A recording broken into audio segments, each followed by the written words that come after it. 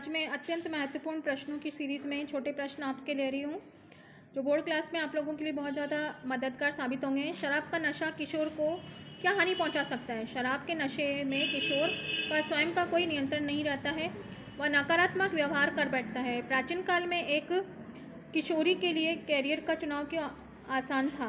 क्योंकि वह स्वयं को एक कुशल गृहिणी के रूप में ढालने के माँ का अनुसरण करती थी।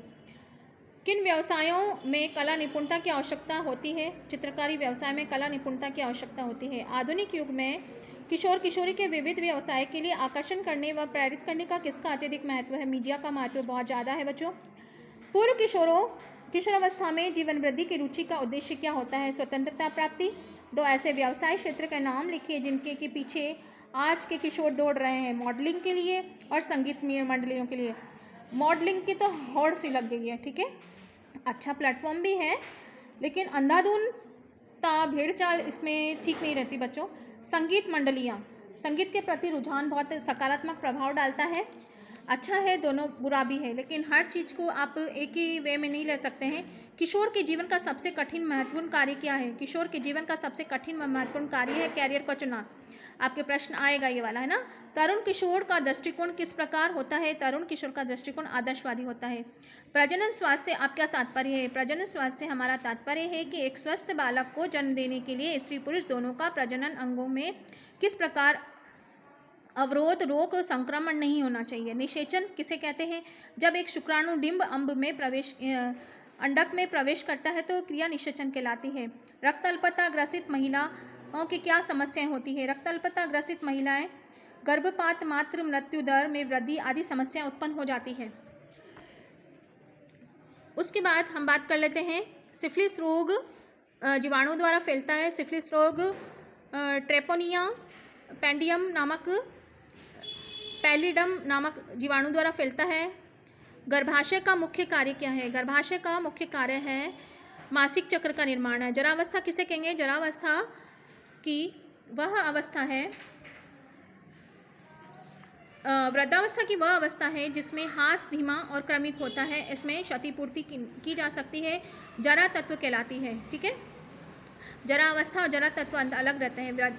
वयस्कावस्था किसे कहते हैं? युवा व प्रौढ़ के सामूहिक रूप से वयस्क तथा किशोरावस्था में समाप्ति में वृद्धावस्था का प्रारंभ होने से पूर्व काल में वयस्कावस्था कहलाती है। युवावस्था के बाद क्या कहलाती है? वयस्कावस्था, उसके बाद प्रौढ़ावस्था, उसके बाद वृद्धावस्था। वृद्धावस्था में अधिकतम कौन कौन से रोग हो जाते हैं? वृद्धावस्था में अधिकतम श्वास संबंधी, हृदय संबंधी रोग, मधुमेह, ऑस्टियोपेडिया, गठिया रोग हो जाते हैं। वयस्कावस्था में जल की कितनी मात्रा होनी चाहिए? वयस्का दिन भर 8 से 10 ग्लास सेवन जरूर कर लेना चाहिए। भारत में कृषि योग्य भूमि निरंतर आवासीय भूमि में बदलती जा रही है, कारण क्या है? तीव्र जनसंख्या के कारण। कन्या भ्रूण हत्या का मुख्य कारण क्या है? पुत्र की चाह।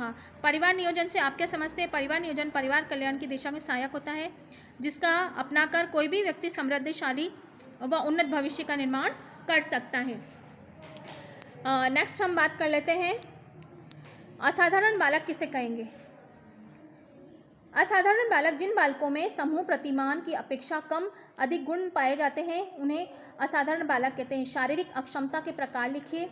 शारीरिक अक्षमता क्या होती है? निर्बल, नाजुक, मुख बधिर, हकलाने वाले, वाणी दोष वाले, अंधे व कमजोर नजर वाले। सामाजिक रूप से अक्षम बालक किसे कहेंगे? सामाजिक रूप से अक्षम बालक उन्हें कहते हैं जिन्हें समाज, सांस्कृतिक, शैक्षिक, आर्थिक, बौद्धिक जीवन मूल्यों आकांक्षाओं का निरंतर निम्न स्तर रहता है। मंदबुद्धि बालक किसे कहेंगे? मंदबुद्धि बालक में सोचने, समझने, विचार करने के लिए शक्ति कम होती है। मानसिक विक्षिप्तता किन कारणों से होती है? मानसिक विक्षिप्तता विभिन्न वंशागत कारणों के कारण जन्मों से पहले के भी हो जाती है, तीव्र दीर्घकालीन कुपोषण के कारण भी हो जाती है और दुर्घटना और सदमे के कारण भी हो जाती है। मुख बधिर बालक किसे कहेंगे? वे बालक जो बोलने सुनने में असमर्थ होते हैं मुख बधिर बालक कहलाते हैं। आहार आयोजन क्या है? परिवार के सभी सदस्यों को उसके पौष्टिक आवश्यकता के अनुरूप भोजन उपलब्ध कराना आहार आयोजन कहलाता है। क्षुधा संतुष्टि किसे कहेंगे? क्षुधा संतुष्टि का अर्थ है भूख शांत करने के साथ साथ पूर्ण तृप्त प्राप्त करना। भोजन में विविधता की आवश्यकता क्यों होती है? प्रतिदिन एक ही प्रकार के भोजन में अरुचि उत्पन्न हो जाती है और अतः भोजन की विविधता आवश्यक है। आहार भोजन इससे क्यों प्रभावित होता है? आहार भोजन आयु, लिंग, जलवायु, आय, भोज्य पदार्थों की उपलब्धता, पसंद नापसंद, रीति रिवाज, संस्कृति, व्यवसाय आदि से प्रभावित होता है। अब हम बात कर लेते हैं आहार आयोजन की आवश्यकता क्या है। आहार आयोजन की क्या आवश्यकता है? आहार आयोजन का परिवार के सभी सदस्यों की पोषणीय आवश्यकताओं की पूर्ति करता है। ठीक है, फिर 54 वाला है 54 वाला, परिवार के विभिन्न सदस्यों के पोषणिक संबंधी आवश्यकता भिन्न भिन्न क्यों है? परिवार के विभिन्न सदस्यों की उम्र, लिंग, स्थिति, क्रियाशीलता भिन्न भिन्न होने के कारण पोषण संबंधी आवश्यकता भिन्न भिन्न होती है। अब संदर्भ इकाई किसे कहेंगे? बहुत ही इंपॉर्टेंट प्रश्न है बच्चों। संदर्भ इकाई से तात्पर्य खाद्य पदार्थ के उस कम से कम मात्रा से है जो हमें खाद्य पर आधारित व्यंजन बनाने के लिए आवश्यक होता है। संतुलन आहार किसे कहेंगे? जिस आहार में सभी पोषक तत्व उचित व आवश्यक मात्रा में उपस्थित होते हैं उसे संतुलित आहार कहेंगे। वृद्धिकारक और सुरक्षात्मक भोज्य पदार्थों के नाम बताइए।